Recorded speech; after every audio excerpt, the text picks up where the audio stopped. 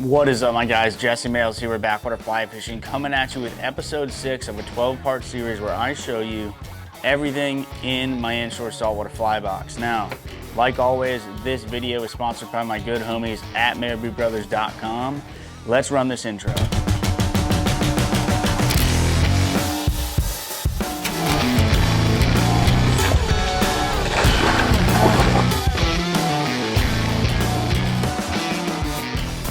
All right, now last episode during the coffee break, some of you guys were commenting and saying, Jesse, can we do a fly for Tampa Bay redfish? And another person commented saying, hey, can we do an attractor pattern for redfish? Now, when I think of attractor patterns for redfish, I'm thinking gurglers or something that make noise. But I have this pattern here that I keep in my box that is subsurface, is sort of just a broad imitation, crustacean imitation pattern.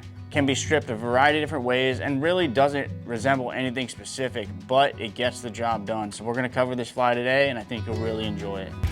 All right, now, first step, obviously, we got a number 4 007, which some of you guys love this hook, some of you guys hate this hook. Is what it is, baby. We're gonna run a bead of thread down there.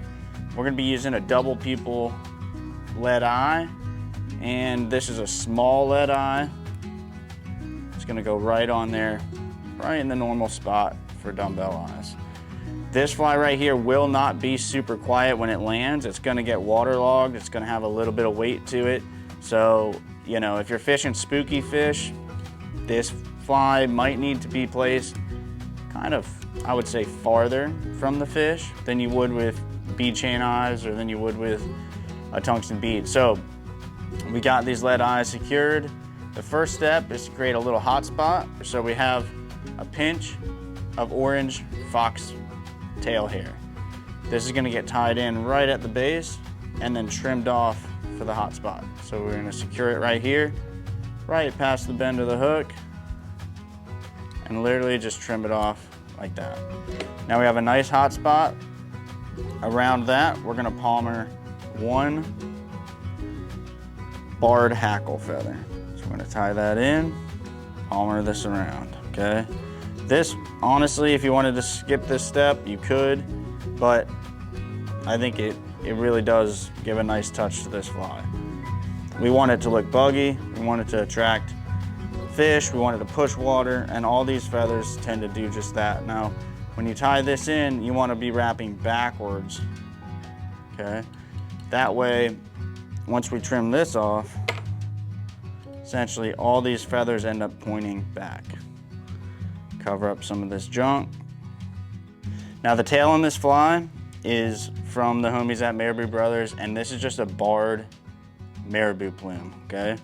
We're gonna take this and just use the tip of it, pinch it like that, trim that off, tie that in right there on top of the hook shank, facing backwards. All right, guys, time for our first coffee break. We're getting some headway on this fly. Go ahead, leave comments in the comment section. Let me know what you think of this video, some of the previous lessons, and what you'd like to see in the lessons coming up.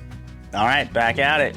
Now, the next step's gonna be the body of this fly, and it's gonna be sort of this tan-colored, yellow-colored, amber-colored cactus chenille in medium.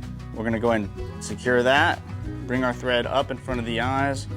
Now I'm gonna make a few palmers, and we're just gonna palmer this really tight, close together, so there's not a lot of gaps, and just build up this fly. You can see the color choices on this are contrasting, and the redfish is gonna be able to pick this up off the bottom pretty easily. Oh, someone's texting me. There we go. Now we'll bring this back up to the front and we'll tie it off in front of those eyes. Now I'll be honest, you can take this fly right now and go catch fish with it. But we're gonna do one more thing that's gonna help this fly turn over. It's gonna help the fly be more visible. And that is taking this Chartreuse barred marabou feather, doing the same thing as last time, where we're gonna just break it down to the tip like this. And this little poof is gonna get tied in right on the top here, okay? This is gonna be hyper visible. It's gonna sit there and sort of move in that current, and those fish are gonna key right in on this. So that's gonna go right on the front, right up top, and just clean up that head a little bit. There we go.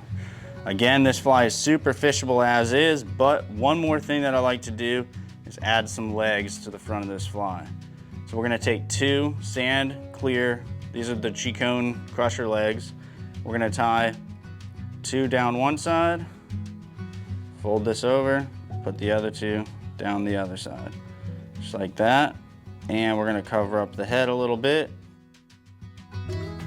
And I don't like these to be super long, but they can go back towards where the tail is, and we'll trim those off. All right, now that's a mean looking bug already. And that's all there is to this fly, guys. All we gotta do now, whip finish and clean up the head just a little bit, put some head cement on there. There we go, there we go. Trim that up. And we'll take some UV thick,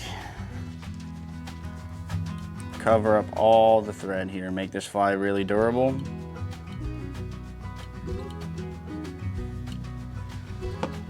And we'll come back and zap it.